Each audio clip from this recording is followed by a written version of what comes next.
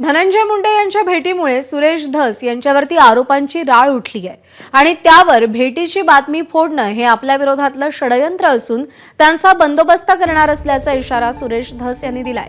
या संदर्भात मुख्यमंत्र्यांसोबत बोलणार असल्याचंही त्यांनी सांगितलंय। दरम्यान धस आणि धनंजय मुंडेंची दोनदा भेट झाली, तर धस यांनी मुंडेंनी त्यांच्या निवासस्थानी तब्येतीची विचारपूस करण्यासाठी भेट घेतलेली आणि बावनकुळेंच्या निवासस्थानीही दोघे जण भोजनासाठी एकत्र आले होते। या दोन्ही भेटींच्या तारखा मात्र अद्याप कळू शकल्या नाहीत। या संदर्भात बावनकुळेंना विचारलं असता त्यांनी भेटीची तारीख सांगण्यास नकार दिलाय। त्यामुळे धस आणि मुंडेंची भेट झाली, मात्र त्यानंतर इतक्या दिवसांनी या संदर्भात माहिती बाहेर आणणारी व्यक्ती मुंडेंच्या जवळची आहे का की भाजपची कोणी आहे, या संदर्भात चर्चा सुरू आहे आणि सुरेश धस या प्रकरणात कोणाचं नाव घेणार हे पाहणं देखील महत्त्वाचं आहे। दरम्यान संतोष देशमुख हत्या प्रकरणावरून लक्ष दुसरीकडे वळवण्यासाठी हा डाव रचला जात असल्याचा हल्लाबोल सुरेश धस यांनी केलेला आहे। मी धनंजय मुंडे यांना त्यांच्या निवासस्थानी भेटायला गेलो।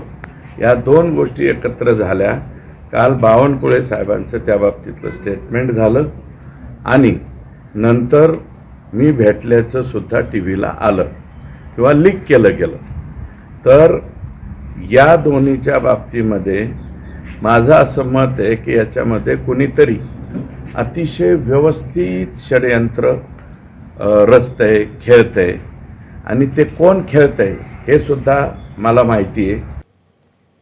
आणि या सगळ्या संदर्भात अपडेट जाणून घेऊयात। कृष्णा केंडे आपले प्रतिनिधी सध्या आपल्या सोबत आहेत। कृष्णा, गेल्या 1.5 महिन्यांपासून ज्या धनंजय मुंडेंविरोधात सुरेश धस यांनी मोर्चा उघडला होता, त्याच दोघांची भेट होते आणि एक वेगळीच कलाटणी या सगळ्या प्रकरणाला मिळते। काय गुपित आहे या भेटीमागचं नेमकं? खरं तर हे गुपित अद्यापही धनंजय मुंडे, सुरेश धस आणि बावनकुळे या तिघांनाच खरं तर माहिती आहे।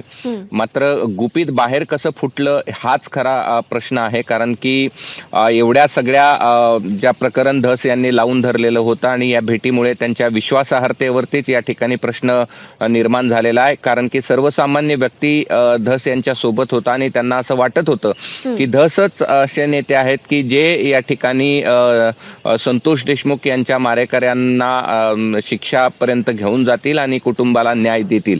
मात्र त्या दोघांची भेट झाली आहे आणि खास करून जो प्रश्न उपस्थित होतो आहे की धनंजय मुंडे यांचं ऑपरेशन हे डोळ्याचं झालेलं होतं, ते काय खूप मोठं ऑपरेशन किंवा काही असं वेगळं ऑपरेशन नव्हतं, मग त्यात भेटीला जाण्याची गरज काय होती? आणि बावनकुळे यांच्यासोबत 4.5 तास आणि जर धस म्हणतात की अर्धा तास या भेटीची गरज काय होती, हा प्रश्न देखील या निमित्ताने उपस्थित होतोय। मात्र प्रश्न असा आहे की जो धस यांना पडलाय की जर भेटलो असेल तर ती भेटीची गुप्तता या ठिकाणी पाळायला हवी होती आणि ती पाळली का नाही, यामागे काही प्लॅन आहे का, किंवा या सगळ्या प्रकरणातला लक्ष दुसरीकडे वेधण्याचा प्लॅन आहे का, हे देखील ते तपासतात। त्यांना खरं तर माहिती आहे, असं म्हणतात की कशा पद्धतीने हे प्लॅनिंग केलं गेलं, तर त्यांनी हे माध्यमांसमोर आणि सगळ्यांसमोर सांगायला हवं होतं, ते त्यांनी सांगितलेलं नाही। त्यामुळे धसांचा जो या ठिकाणी या सगळ्या प्रकरणामध्ये त्यांची अडचण निर्माण झालेली आहे भेटीमुळे, ती नेमकी कुणी केलेली आहे आणि का केली आहे, हा खरं तर या निमित्तानं प्रश्न उपस्थित होतोय। मात्र